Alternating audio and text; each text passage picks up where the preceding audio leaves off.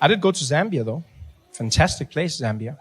Went there, visited the place, had a good time. While I was there, I had a chaperone who really made my trip. His name was Ali Nani, a sweet guy. And his job was to get me accustomed to the Zambian culture, you know. And every day he would give me a new piece of information, some more interesting than others. Like one day he looks at me and he goes, Trevor, you know Zambia is a very, very conservative nation, huh? I said, oh, okay, Ali. He says, yeah. So please, stay away from profanity. I said, oh, okay, I can do that, you know. And I assumed he meant swearing, right? But I didn't say anything because I wasn't sure if he meant a person or swearing. I wasn't like, no, because in Zambia, people have names like profanity. So that's how I laughed when I meant screwdriver, eh? That's the same way I laughed. Yeah, because you see, in South Africa, we have African names you can translate, like happiness, blessing, hope, those kinds of names, right? But then in Zambia, people give their names, like their children, they give their children names of everyday English words, anything. So like table, chair, car, house. Yeah, you see like this, you just have to get used to it. It's very hard, but you have to keep a straight face. Which was difficult because I met a mechanic who had sons named Brake and Clutch.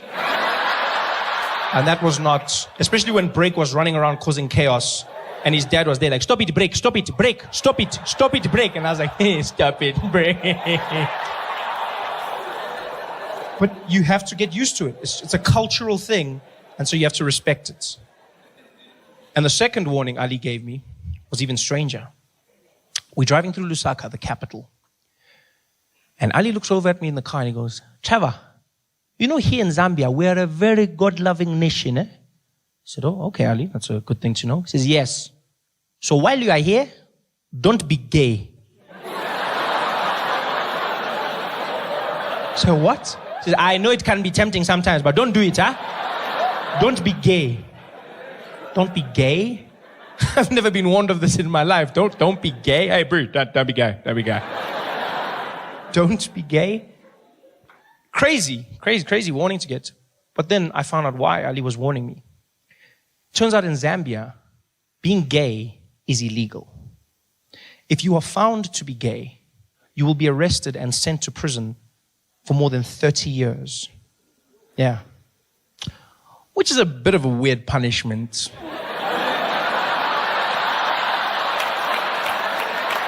When you think about it. I mean, I'm not saying gay guys would enjoy prison. I'm just saying if I was gay, that's not the worst thing you could do to me. You'd be like, you're going to jail. I'd be like, oh no.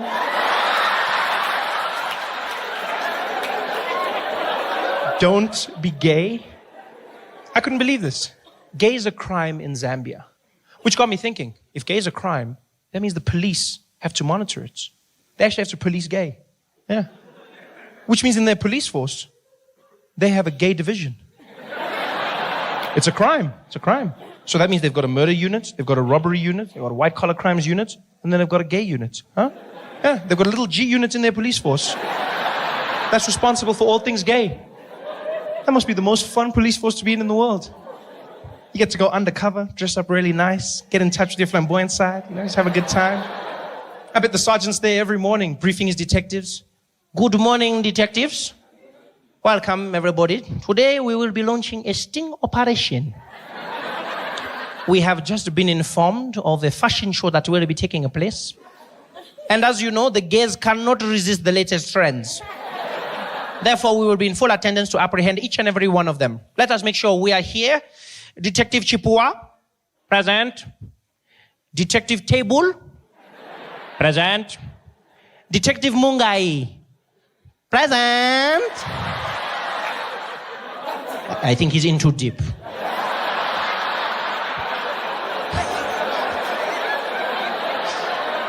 How do you police gay?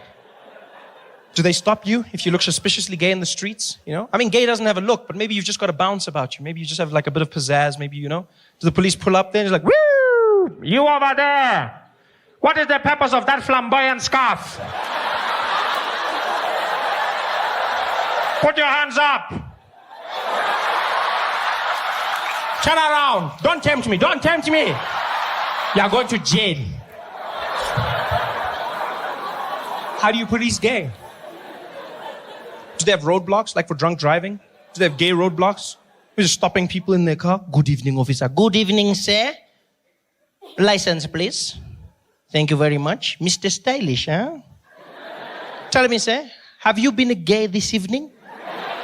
What? Oh, no. I have not been gay. No. In fact, I don't gay at all. I see. Not even one or two? No. No gays for me. No gays for me. Okay. Then tell me, sir, what is that I can smell on your breath? Is that balls? No, I don't even eat chutney. No. So you are not gay? No, not gay at all. Then sir, can you please blow into this?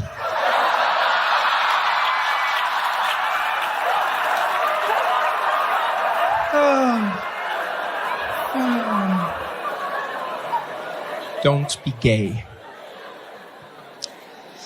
I was not gay while I was in Zambia, so I had a good time.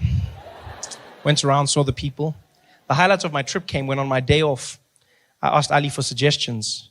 Ali said to me, maybe you should drive around Lusaka, meet some of the people, just have a good time. I said, Ali, I want to do something special. He said, okay, well, in that case, maybe you can go to the mall. And if you are lucky, maybe you can ride the escalators, huh? So what? Yeah, I'm not promising anything. But if you are early, maybe you can go once or twice. So escalators, I know, mind-blowing, huh? I thought he was messing with me. Until I found out people in Zambia go to the mall just to ride the escalators. Seems ridiculous till you understand the backstory. When we were in Zambia, there were only 5 public escalators. 5 in the whole country. The first escalator was built in August. Yeah. Not August 19. No. You guys remember August? August? You guys remember that? They built their first escalators ever. Yeah. And so now it's all the rage. People go to the mall just to ride escalators. Yeah. But now, I don't want you to picture like some dusty village. That's not what Zambia is. It's a beautiful place. They're developing just as we are. They've got roads, they've got airports, they've got beautiful hotels, stunning shopping malls. They've got everything we've got, even faster internet. They just never had escalators.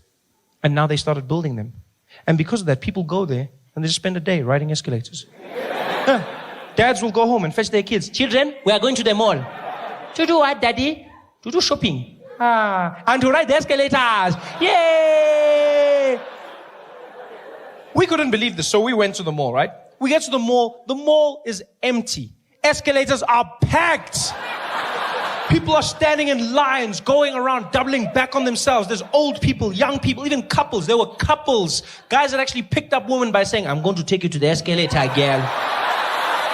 Ooh, you're so fancy, eh? Escalators. Some people didn't even know how to ride the escalators. Kids were easy. They just jumped on. Old people would panic. There was one guy who got on the escalator and was going up. And I guess to compensate for something in his mind, as it went up, he started leaning. He fell down. He was hurt so badly. Oh, it was fantastic to watch. We spent like 3 hours doing this, just watching people riding escalators. And you know what? Our patience paid off. Because in hour 3, the most fantastic thing happened. A school brought a class of children to the mall. And their excursion was just to ride the escalators. It was magic. 30 kids, about 5 years old, cutest things, wearing their little black and white uniforms. And they're standing there together holding hands. And they were so excited. So they're shining, Not from excitement, that Vaseline.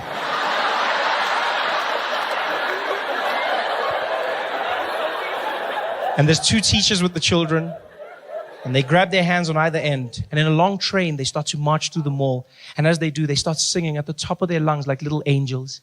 Escalator, escalator, escalator. Oh, escalator, escalator. And it was the sweetest thing ever. People are waving at them, smiling.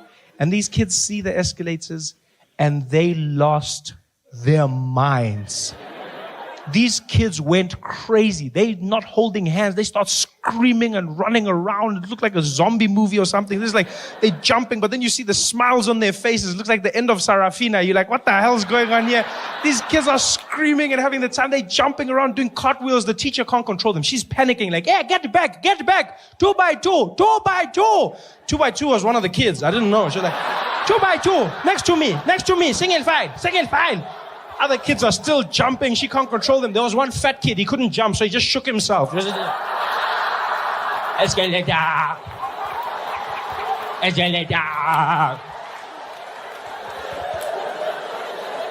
That was the most amazing thing I've ever seen in my life. It's like I had gone in a time machine to a time when escalators were new, brand new and popular.